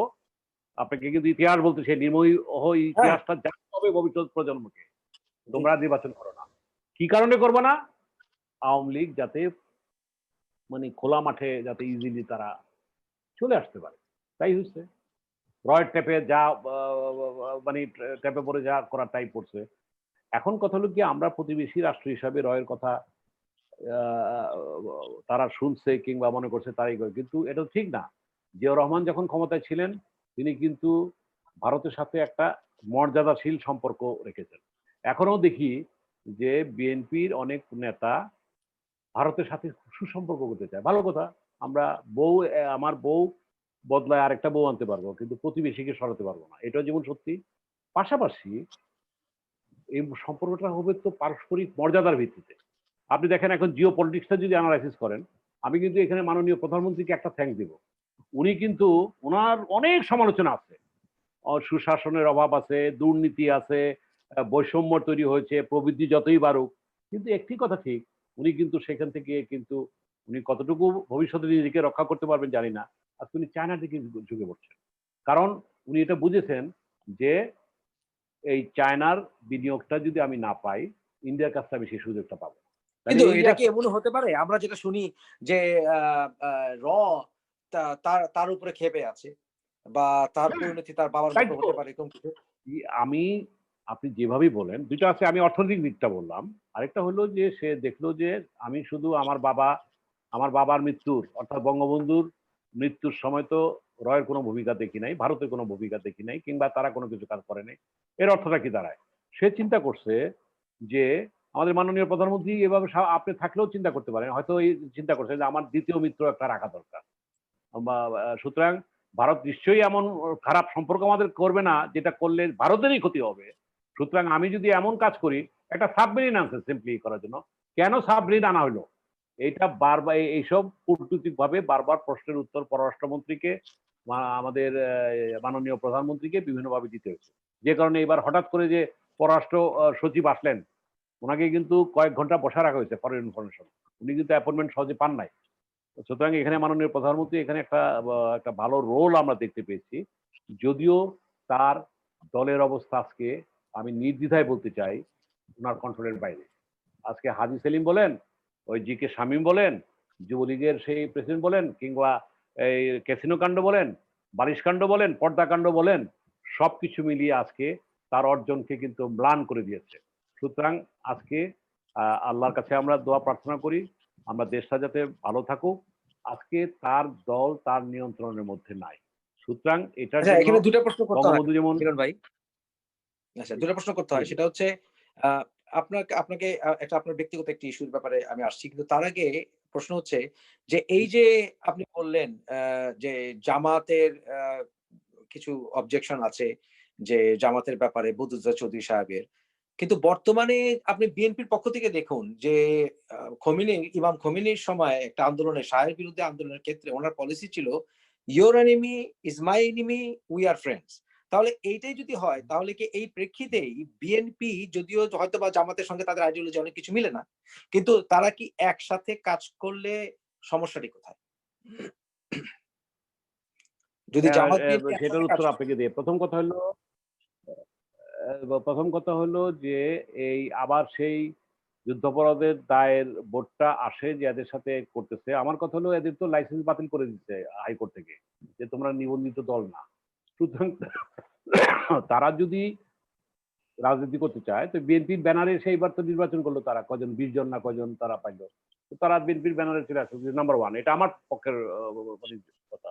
2 নম্বর কথা, আপনি একটা শক্তিকে বাদ দিলে যদি 10টা শক্তি আপনার সাথে আসে, আপনার ভাবমূর্তিটা যদি অন্যরকম হয়, যে যেটা আজকে কি প্রতিষ্ঠিত হয়েছে যে 2 দলের রাজনীতি, আমি বিএনপি আওয়ামী লীগের কথা বলতেছি, যে politics of annihilation, politics of blame game, এর থেকে বেরিয়ে আসতে হবে। জনগণ কিন্তু এটা চাচ্ছে মোবাসিল ভাই, বাংলাদেশের জনগণের সেন্টিমেন্টে কিন্তু এটা আছে। ইনহেলিয়েশনটা কি, যে 21শে অগস্টে শেখ হাসিনার উপর যেটা আক্রমণটা করা হয়েছিল, আমাদের বেগম খালেদা জিয়া মাননীয় প্রধানমন্ত্রী তৎকালীন, তিনি যদি একটা বিচারের ব্যবস্থা করতেন, এই যে গ্যাপটা রাজনীতিতে তৈরি হয়েছে, আপনি আপনি আওয়ামী লীগের 14 গোষ্ঠী উদ্ধার করতে পারেন, আপনি বিএনপিকে 14 গোষ্ঠী উদ্ধার করতে পারেন, কিন্তু আমাদের মধ্যে তো আন্তদলীয় একটা মিনিমাম একটা সম্পর্ক থাকবে। আপনি লন্ডনে থাকেন, আমেরিকা থাকেন, আপনাদের সেখানে একজন আরেকজনকে আক্রমণ করছে, ইন্টেলেকচুয়াল আক্রমণ করছে, কিন্তু এইভাবে তো অবস্থা তো নাই। তো যাই হোক, এই যে অসুস্থ রাজনৈতিক সংস্কৃতির মধ্যে আমরা আছি, এর থেকে বেরিয়ে আসতে হলে আমাদেরকে সত্যিকার ভাবে একটা স্বপ্ন দেখে আমাদেরকে একটা ব্যানারে আসতে হবে।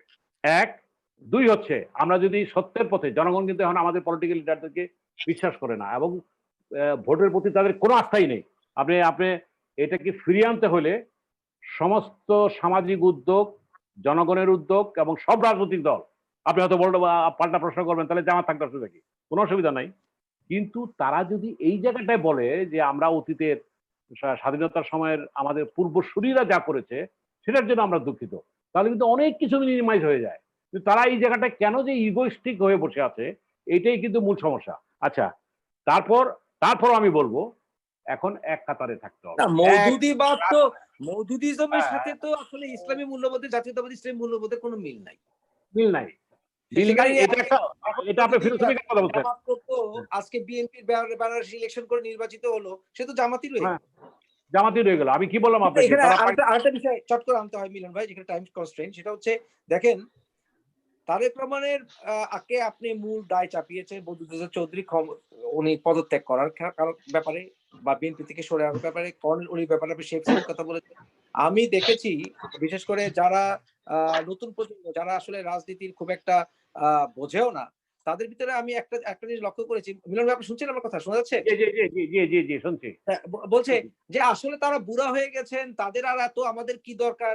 কিন্তু আমি একজন মধ্যবয়স্ক লোক হিসাবে আমি আপনাকে বলতে পারি, আমরা যে রাজনীতি নিয়ে গবেষণা করি, দেখেন আ যারা বাংলাদেশের বয়োবৃদ্ধ রাজনীতিবিদ, তারা যে একেকটা ইনস্টিটিউশন, একেকজন যে ইয়েস, ইনস্টিটিউশন, এবং তাদের ইয়েস। ডাকে যদি ১০ লক্ষ লোক নাও আসে, ১০ লক্ষ লোকের উপরে তাদের একটি প্রভাব কিন্তু আছে। ব্যাপক প্রভাব আছে। এই কথাটা বিএনপি কিন্তু ভুলে গেছে। বর্তমানে আমি ভেরি মনে করি। আর আরেকটা গুড। ব্যাপার হচ্ছে, আপনি বর্তমানে তারেক রহমানের বিদেশে অবস্থানকে আপনি কিভাবে দেখছেন? এবং তারেক রহমান উনি শেখ মুজিবুর রহমানের ব্যাপারে মাঝে, মাঝে এখনো উনার তীর্যক আক্রমণ, সেটাকে আপনি কিভাবে দেখেন?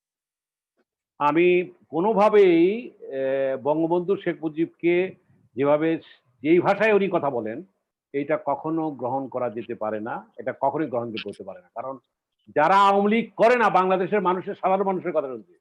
যে বঙ্গবন্ধু যখন রাজনীতি করছে, শেখ মুজিবুর রহমান সাহেব যখন রাজনীতি করছে তখন তো ওনার তো জন্মই হয়নি। ১। ২ নম্বর কথা হলো যে আমি আপনার বিরোধিতা করব। আমি তো শ্রদ্ধা সহকারে কথা বলে বিরোধিতা করতে পারি। এখন সে যেভাবে নিজেকে মানে আ প্রকাশ করতে চায়, সেটা আ ব আ সেই ইমেজটা কিন্তু উনি সেটা গ্রহণ করতে পারেন নাই। অর্থাৎ জিয়ার সার্থক উত্তরাধিকার হিসাবে উনি নিজেকে এখনো সেটা প্রতিষ্ঠিত করতে পারেন নাই। এটাই হলো বাস্তবতা। তো যাই হোক, এখন আমি যে কথা কিন্তু বলব, ওনার উনি যে বিদেশে বিদেশে থাকাটাকে থাকেন, আপনি কিভাবে দেখেন? আমি বিদেশে থাকাটাকে যেটা বলি, তখনকার প্রয়োজনে হয়তো 111 এর আর্মি দের মুস্তেকা দিয়ে যেতে হয়েছিল। ঠিক আছে? রাজনীতিতে বিদেশে যাওয়া, অ্যাসাইলাম নেওয়া থাকাই আছে। কিন্তু এত বছর পর আজকে উনি কিন্তু জনগণ হিরো হইতো। আজকে সে সাহসী আমি দেশে ফিরবো। আমি দেশে ফিরে আমাকে কি করবে? জেলে নিবে তো। জেলে নিয়ে তাকে কি করবে? আজকে মানে এমন সময় আমি যেটা মনে করি এই যে বিদেশে থেকে এই কথাগুলি কিন্তু মানুষ গ্রহণ করছে না মহসিন ভাই। তাহলে একটা কথাই বলি, বিএনপি কেন আন্দোলন জমাইতে পারতেছে না? যদি সে বিদেশে থেকে পারতই, তাহলে আজকে ছাত্রদল তো সেই প্রথম যখন আমরা তৈরি করেছি সেই জাগরণে চলে যেত। আপনি বলবেন এরা তো কথায় কথায় গুলি করে, গুম করে, এই কে যাবে? তাহলে এইটা চিন্তা করলে তো তাহলে তো আর রাজনীতিটা বাদ দিয়ে তাহলে তো ঘরে আমরা চুরি পরে বসে থাকলে হয়। তো এইটা হলো কথা যে ওনার বিদেশে থেকে তো তারেক এইভাবে এই রহমানের যদি করাটাকে ফাঁসি দিয়ে দেয়? বিএনপি তারেক রহমানের খালেদা জিয়া যদি ফাঁসি দিয়ে দেয়? না শুনেন এত সহজ না খালেদা জিয়াকে তারেক রহমানকে ফাঁসি দিবে কোন প্রশ্নের? তারা তো জেল দিতে পারে। ২১শে আগস্ট আপনার গ্রেনেড ফাঁসি হামলা? দেওয়ার হ্যাঁ, ২১শে আগস্টে গ্রেনেড হামলায় ফাঁসি দেওয়ার কথা আপনি আশঙ্কা করছেন দিয়ে দেয়। সেই কারণে উনি আসছেন না। কিন্তু আমার কথা হলো কি যে উনি যদি ফাঁসিও দিয়ে দেয়, একটা কথার কথা এটা থিওরিটিক্যাল কথা যদি দেয়, ফাঁসি দেওয়ার ক্ষমতা কিংবা দক্ষতা কিংবা সেই সাহস এরা দেখাবে না। হয়তো তারা প্রমাণ করতে হবে তো। তারেক রহমান সাহেব ম্যাডাম যে আছে কই? ম্যাডামকে তো ফাঁসি কোন রকম তো আ দিতেছে না। তাকে বন্দি করে রাখছে। ওই কি ২ কোটি টাকার একটা কেসে তারে বন্দি করে রাখছে। তারপর তার অসুস্থতার কারণে তাকে মানে অন্তর্বর্তীকালীন যে একটা মুক্তি দেওয়া হয়েছে। এ তাহলে আজকে তার যদি সেই ফাঁসির কিংবা যাবজ্জীব জেলের ভয় থাকে, তাহলে আমি তো মনে করি না যে উনি ভবিষ্যতের নেতা হইতে পারবেন। ১। ২ নম্বর হইল যে ফাঁসি দেওয়ার মতো যদি মনে করে যে এরা থাকবে, এখন তো এমন একটা সময়, এখন তো আসতে পারে। আমি মানলাম ৫ বছর আগে আসলে প্রবলেম হইতো, ৭ বছর আগে আসলে প্রবলেম হইতো। এখন আমি মনে করি সূর্য অ অস্ত অস্তগামী হওয়ার সময়। এখন সূর্য ডুবার সময়। এখন এসে যদি এখনো সে ভয় কাজ করে যে এই কেউ কাউকে এসে ওনাকে ক্ষমতায় বসায় দিবে, আওয়ামী লীগ কখন ক্ষমতায় যাবে, তারপর উনি বীর দর্পে আসবেন, তখন কিন্তু অন্য ঘটনা ঘটবে। তখন কিন্তু তারেককে আর কেউ নেতা মানবে না। তখন নেতা কিন্তু অন্যজন হয়ে যাবে। আপনার কাছে আমি বলে দিলাম এই কথাটা আপনি রেকর্ড রেখেন।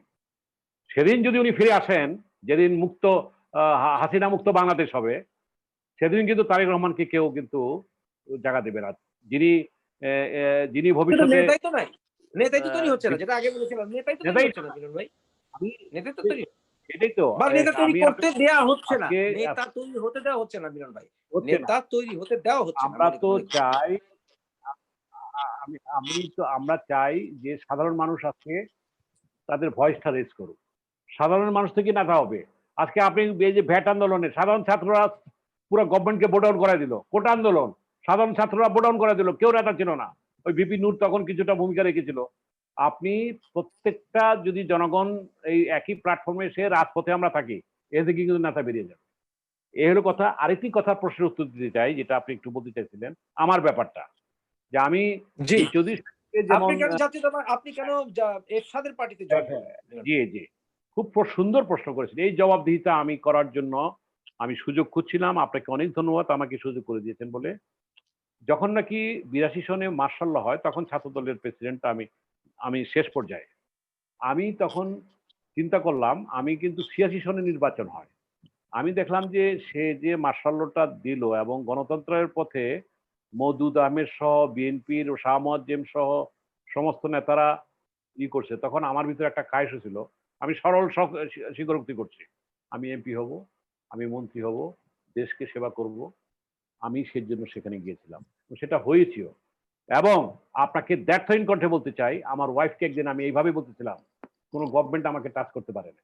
অর্থাৎ আমি কোনো এই এরশাদের সাথে থেকে যারা দুর্নীতি করেছে, আমি এরশাদের সাথে থেকে কোনো রকম কোনো রকম সবাই বলে, মিলন ভাই আপনি এরশাদের মন্ত্রী, গুলশান বরানীতে আপনার প্লট নাই। অবাক হয়ে যায় মুফাসিল ভাই আমার এই কথা শুনে। সুতরাং সেটা আমি ঠিক আছে, সেটা সেটা আপনাকে আমি আমি আপনার ব্যাপার আমরা আমি জানি। আমি- আমি বলি, আমি আমি এরশাদ যেহেতু বাংলাদেশি জাতীয়তাবাদের কথা বলছে, ইসলামিক মূল্যবোধের কথা বলছে, সেই কারণে সেই নীতিকে ধারণ করে নিজেকে পিপুলসকে সার্ভ করার জন্য আমি দলটা ছেড়েছিলাম। এখন আপনাকে আসল কথা বলি, এরশাদ ফলের পর আমি দরজায় বারবার গিয়েছি যে আমি ঘরের ছেলে ঘরে ফিরে আসতে চাই। আমার হয়তো ভুল হয়েছে, আমি হয়তো মোহ আমার ক্ষমতার আকর্ষণ হতে টেনেছে। ওনারা ভাইস প্রেসিডেন্ট মওদুদ আহমেদকে নিলেন, ওনারা রাইট, সাউথ এটাই বলতে চেষ্টা প্রেসিডেন্টকে নিলেন। মওদুদ আজকে যখন এরশাদ বলি আপনাকে, আজকে ইতিহাসটা বলি মিলন ভাই, মহসিন ভাই, এরশাদ আজকে যখন আপনাকে। পদত্যাগ করে মওদুদ কিন্তু পাশে ছিল, মওদুদ কিন্তু পাশে হ্যাঁ, দাঁড়াচ্ছিল এরশাদের। মওদুদ তো ভাইস প্রেসিডেন্ট, মওদুদ তো ভাইস প্রেসিডেন্ট। আপনাকে আমি বলি, নামগুলি বলি। আজকে সেখানে গিয়ে বড় বড় পদ অলঙ্কৃত করছেন। সাউদুল কাদের চৌধুরী সাহেব তো ফাঁসি হয়ে গেছে, আগে তার কথা বাদ দিলাম। মওদুদ সাহেব, আজকে এম এ সালাম ঢাকা মহানগরীর ডিপটি মেয়র ছিলেন এবং সাধারণ সম্পাদক ছিলেন। তারা সহ আজকে অসংখ্য অনেক এমপি, ব্যারিস্টার সাহেব, ওই যে ব্যারিস্টার কি যেন নাম, সালাম তালুকদার। সালাম হ্যাঁ, এই জাতীয় অনেক অনেক মানে তারা তাদেরকে সবাইকে দিলেন। আমার এখন প্রশ্ন কথা, আপনাকে কেন নিলেন না? মানে আমি যখন যখন বললাম যে আমি ঘরের ছেলে ঘরে ফিরে আসতে চাই, তখন কিন্তু তারা আমাকে এই আমার উত্তরসূরি ছাত্র দলের কিছু নেতৃবৃন্দ, সবাই না, তারা চিন্তা করলো মিলন ভাই ফেরত আসলে তো আমাদের নেতৃত্ব কিংবা আমাদের ইটা থাকে না। This is number one. Number two, Khaleda Zia তো উনি তো একটা ইগোইস্টিক নেত্রী, আমি বলবো আপসীন অনেকে বলেন, আমি বলবো উনি না না, আমার বিয়ে। এইরকম ইগো থাকা ঠিক না, রাজনীতির হ্যাঁ, ক্ষেত্রে এরকম ইগো ক্ষতিকর। শোনেন না, উনি আমার বিয়েতে এসেছিলেন। আমাকে একদিন মধুর সাহেব বলছেন, মিলন তোমার উপর উনি রাগ কেন, পার্সোনালি রাগ কেন? আমি বলছি পার্সোনালি রাগ এই কারণে, ওনাকে রাজনীতিতে আনার পিছনে আমি একটা ভূমিকা রেখেছিলাম, এক। দুই, তিনি আমার বিয়েতে এসেছিলেন এবং উনি শক পেয়েছিলেন, এটা সত্যি কথা। আমি আমার দোষটা স্বীকার করতেছি। কিন্তু রাজনীতিতে আমি যখন সবকিছু সরি বলে ভুল স্বীকার করে যখন আমি ঘরের ছেলে ঘরে আসতে চাইলাম, আজকে আমি ওপেন এই ইয়ারে বলতেছি আপনাকে, তারেক রহমান সাহেব হয়তো এইটা দেখবেন, বেগম জিয়াও হয়তো এই এপিসোডটা দেখতে পারেন, আমাকে ঢুকার সুযোগ দেওয়া হয়নি। আমি কিন্তু বারবার আমি এবং আমরা যারা ছাত্রদল থেকে, আমার আপনার মনে আছে আমি প্রেসিডেন্ট ছিলাম, আবুল কাসেম চৌধুরী সেক্রেটারি ছিল, জালাল অর্গানাইজিং সেক্রেটারি ছিল, এরা কিন্তু সবাই বেরিয়ে গেছিল। এরা সবাই যখন আমরা ফিরে আসতে চাইলাম, আমাদেরকে ব্লক করে দেওয়া হলো। কি হয়েছে আপনাকে বলি, ৯০ থেকে যারা নেতৃত্ব দিছে তাদেরকে আসল ছাত্র দল হিসাবে আপনাকে সেইভাবে মানে তারা ট্রিট করা শুরু করলো। অর্থাৎ আমরা যারা প্রতিষ্ঠাতা, আমরা যারা নীরু ভাইকে সঙ্গে এক রাতের ডিসিশনে নীরু ভাইকে সরিয়ে আবার সেই ইগোর কারণে দুধ রিপন ভাই সামনে চলে আসলো। আসলো। এখন নিরুর অবদানকে, নিরু, আমি আজকে আপনাকে এখানে বলি, নিরুর মতো একজন ত্যাগী ছেলে, একজন বলিষ্ঠ ছেলে, আজকে সে যদি আজকে বিএনপিতে থাকতো, বিএনপি একটা মাত্রার যোগ হইতো, একটা শক্তিশালী হইতো, অভি যদি থাকতো শক্তিশালী যোগ হইতো, আমার মতো একজন কর্মী যদি থাকতো, তাহলে বিএনপির একটা মাত্রা যোগ হইতো। কিন্তু তারা সেই কাজটা করলো না। এবং আপনি উত্তর পেয়ে গেছেন, আমাদের কথা বাদই দিলাম, বি চৌধুরী সাহেবের মতো যিনি মরহুম আমার শহীদ রাষ্ট্রপতি জিয়াউর রহমানের দক্ষিণস্থ ছিলেন, তাকে বের করে দিলেন। রেল লাইন দিয়ে দৌড়াই দিলেন, কর্নেল অলিকে বাদ দিয়ে দিলেন, এইখানে কাকে মানে এখানে মূল জিয়ার সৈনিক তো কেউই নাই, সুতরাং সেই রাজনীতি তো নাই। আজকে এই জিনিসটাই কিন্তু বিএনপির, আমি মনে করি আমাদের জন্য বলছি না, বিএনপিকে আত্মবিশ্লেষণ করতে হবে, বিএনপিকে আজকে নিজের মূল্যায়ন করতে হবে। পাশাপাশি এই যে জামাতের নির্ভর রাজনীতিকে ছেড়ে তারা যদি সত্যিকার ভাবে আজকে বিশ্বাস করেন যে বিএনপির কিন্তু অনেক জনসমর্থন আছে সাংগঠনিকভাবে, আজকে নীলুর মতো ছেলেদেরকে, অভির মতো ছেলেদেরকে, আমাদের মতো কিংবা অন্যান্যদেরকে যদি রাখতে পারতো, এটা কিন্তু একটা শক্তিশালী একটা প্ল্যাটফর্ম হতে পারে। যাই হোক, আমি যেটা বলতে চাই, বিএনপির অনেক ভুল আছে এবং তারা আসলে জিয়াউর রহমানের যে দর্শন, জিয়াউর রহমানের যে পলিটিক্সটা ছিল, এটা কিন্তু তারা বিলং করে নেয়। জিয়া রহমান আচ্ছা, যে পলিটিক্যাল সর্বশেষ ক্লাস করাইতো, সর্বশেষ একটা কথা বলে, জিয়া রহমান যে পলিটিক্যাল ক্লাস করাইতো আমাদের মতো কর্মীদের সাথে, মিনিস্টারদের সাথে বসা। বিএনপি 90-এর পরে, 90-এর থেকে বাদ দেন, জিয়া রহমান মারা গেছেন 81 সনে, 81 সন থেকে আজকে কয় বছর হলো, কোনো একটা দিনের জন্য কি কোনো ওরিয়েন্টেশন ক্লাস হয়েছে কিনা আমি চ্যালেঞ্জ ছেড়ে দিলাম আমি বিএনপি নেতৃত্বের, যেটা বিএনপির একটা ছিল যে আমাদের রাজনীতিটাকে আজকে বুঝার জন্য আপনার ইন্টেলেকচুয়ালি ডেভেলপ হইতে হবে, করা হয়নি এটা। সুতরাং এটা হচ্ছে আচ্ছা, বিএনপির আজকে। মিলন ভাই, আপনার কাছে সর্বশেষ প্রশ্ন। বাংলাদেশের রাজনৈতিক প্রেক্ষাপট পরিবর্তন হওয়ার একটি গন্ধ আমরা পাচ্ছি বিভিন্ন দিক থেকে। আপনি আমার সাথে দ্বিমত করতে পারেন। কিন্তু আমরা মোটামুটি মোটামুটি আমরা বলতে পারি যে এরকম একটা আভাস আমরা পাচ্ছি। এখন আর এটা লুকানোর কিছু নাই। কিন্তু যদি পট পরিবর্তন হয় তাহলে কি আমরা সরাসরি আপনাকে প্রশ্ন করি, আপনার মনে হয় রাজনৈতিক অভিজ্ঞতায় যে আমরা তারেক রহমানকে ভবিষ্যৎ প্রধানমন্ত্রী হিসেবে দেখতে পাচ্ছি? এছাড়া কি আর কোনো অল্টারনেটিভ তৈরি হতে পারে? এবং সেটা তৈরি হলে কি সেনাবাহিনীতে না জিজিএফআই থেকে তৈরি হবে এরকম কিছু?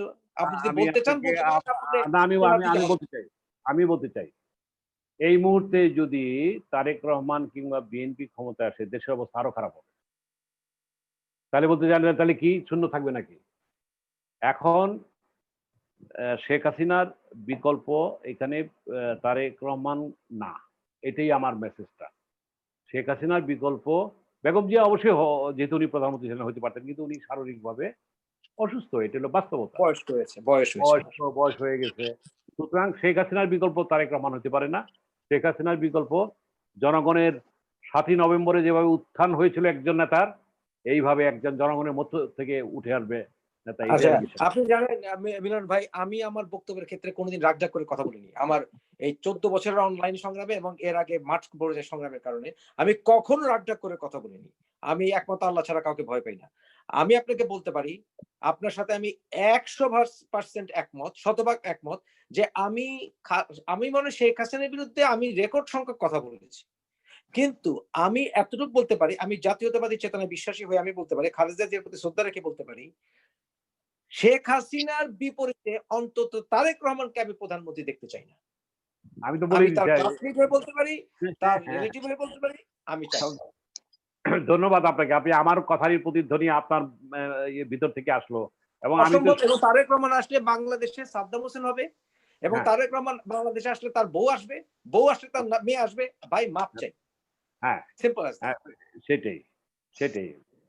এবং এই ব্যাপারে 100% আমরা দুজন এখানে একমত হলাম, এবং আপনার সাথে সময়। একেবারে আপনার এই শেষের ব্যাপারে আমি আমার হ্যাঁ, বিন্দুমাত্র কোনো ইয়ে নেই। মিলন ভাই, আমাদের সময় শেষ হয়ে গেছে। কুইকলি আমি শুধু দর্শক অনেকে আছেন এখানে। এখানে যদি কারো কোনো প্রশ্ন থাকে এই ৫ মিনিটে আপনারা করতে পারেন। কেউ যদি কোনো প্রশ্ন থাকে আমি আপনাদেরকে ৫ মিনিট ফোর দেব। আপনারা মাইক আনমিউট করে মিলন ভাইকে প্রশ্ন করতে পারেন। ৫ মিনিট সময় পাবেন। প্রশ্ন করলে আপনারা খুব সংক্ষেপে করবেন। আদারওয়াইজ আমরা প্রোগ্রাম এন্ড করব। ঠিক ৫ মিনিটের ভিতরে আপনার যদি কোনো প্রশ্ন থাকে মিলন ভাইকে, এতক্ষণ যে দীর্ঘ আলোচনা শুনলেন, আপনারা প্রশ্ন করতে পারেন। কেউ কি আসেন প্রশ্ন করবেন? কে প্রশ্ন করবেন? আমার মনে হয় নেই। সুতরাং মিলন ভাই, আমার মনে হয় সবাই আসলে আর প্রশ্ন করার খুব একটা কিছু নেই। সবাই এক করতেছে, কারণ আমরা মোটামুটি সবকিছু কভার করে ফেলেছি আলোচনায়। তো এই আলোচনা তো আসলে শেষ হওয়ার মতো নয়। আপনার সাথে সেই দিনে অপেক্ষা আছে যেদিন আপনার সাথে বসে চুটিয়ে আড্ডা মারবো মিলন ভাই, এবং ভাবির হাতের খাবার খাবো। ভাবি আনতে হবে, ওকে, বাবুর্চিদের আলাদা। ওয়েলকাম, ওকে, ওয়েলকাম, ঠিক আছে? ওয়েলকাম। তো ইনশাআল্লাহ আমি খুব আশা করে আছি যে ৯০ ঊর্ধ্ব রাজনৈতিক ব্যক্তিত্ব, আ আমরা ডক্টর ডাক্তার বদরুদ্দোজা চৌধুরী স্যারের আমি আসলে কথা কিছু প্রশ্ন করতে চাই। উনি আজকে কয়দিন সেই আল্লাহ সুযোগ ওনাকে করে দুনিয়া দেবেন। রাখতে চাই না। হ্যাঁ, তবে সেই সুযোগ করে দেবেন মৃত্যুর ইনশাআল্লাহ। আগে জাতির স্বার্থে কিছু সত্য কথা ওনার মুখ থেকে আমি মুফাসসির ইসলাম এবং আমার বন্ধুরা শুনতে চান। আপনি যদি কাইন্ডলি ব্যবস্থাটা করতে পারেন খুব আনন্দিত জি, হব। জি আমি করব ইনশাআল্লাহ। ইনশাআল্লাহ। আপনাকে আজকে সময় দেওয়ার জন্য আমাদেরকে আপনাকে অসংখ্য ধন্যবাদ মিলন ভাই। জি, ভালো আপনাকে থাকবেন। অনেক ধন্যবাদ। আপনাকে অনেক ধন্যবাদ। সবাইকে আসসালামু শুভেচ্ছা। আলাইকুম। ওয়ালাইকুম আসসালাম। ওয়ালাইকুম আসসালাম।